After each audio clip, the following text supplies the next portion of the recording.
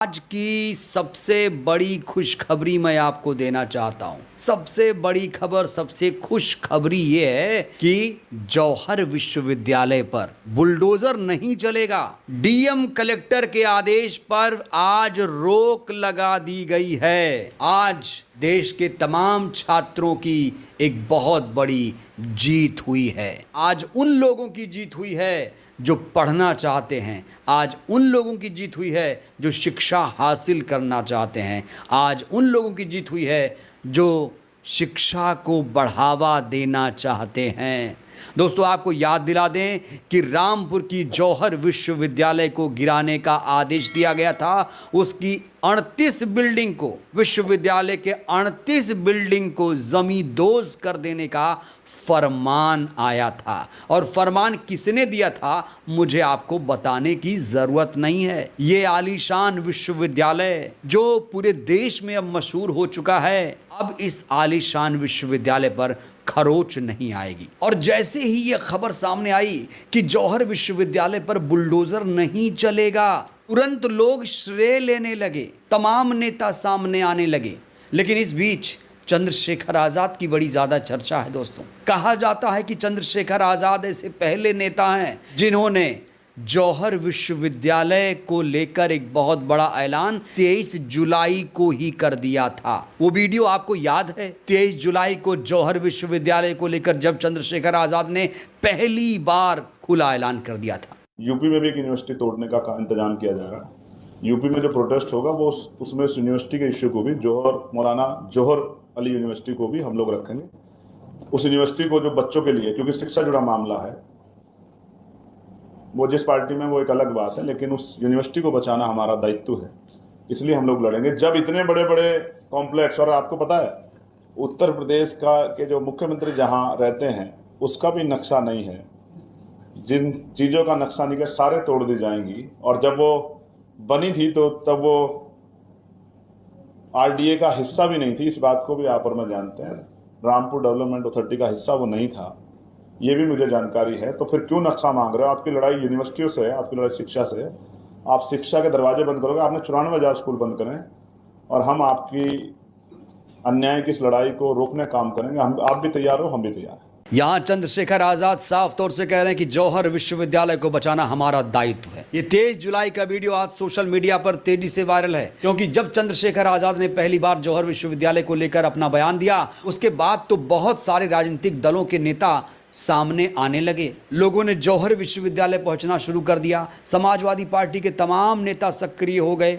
लेकिन कहा जा रहा है कि पहली बार अगर किसी ने खुलकर जौहर विश्वविद्यालय को लेकर बयान दिया तो वो है नगीना के सांसद चंद्रशेखर आजाद। चंद्रशेखर आजाद कहते हैं कि आजम खान से आपकी व्यक्तिगत लड़ाई हो सकती है, लेकिन 3000 छात्रों के भविष्य से नहीं। नक्शा नहीं है तो जुर्माना ले लीजिए, लेकिन अगर जौहर यूनिवर्सिटी तोड़ी गई, गिराई गई तो सड़कें सूनी नहीं रहेंगी। कुछ ऐसा ही अल्टीमेटम चंद्रशेखर आजाद ने सरकार को दिया था।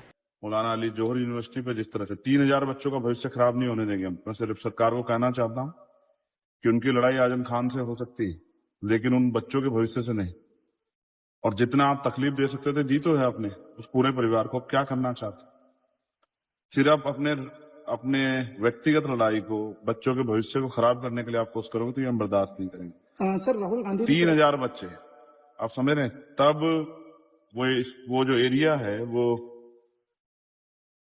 रामपुर डेवलपमेंट अथॉरिटी का हिस्सा भी नहीं था जब वो बनी।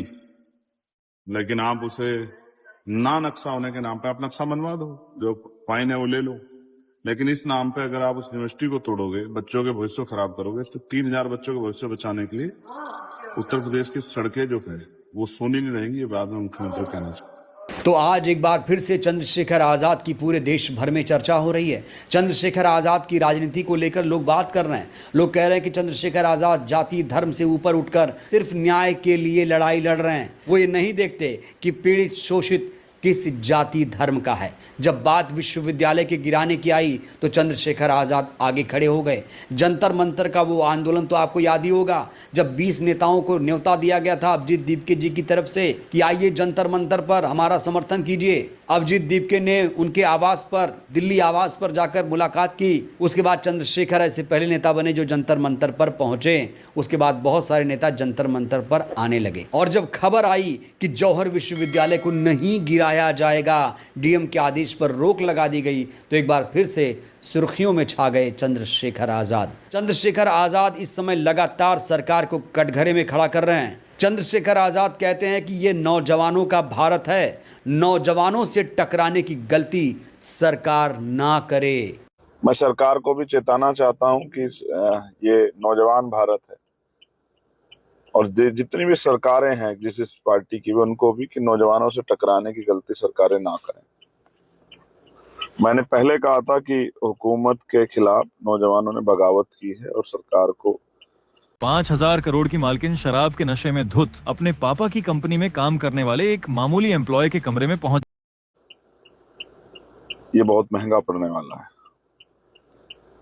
लेकिन प्यारे साथियों, आज चंद्रशेखर आजाद ने उन लोगों को भी करारा जवाब दिया जो जय भीम नारे को एक जाति से जोड़कर देखते हैं। तो आज इस पूरे मामले पर भी चंद्रशेखर आजाद ने एक नई लकीर खींचने का काम किया।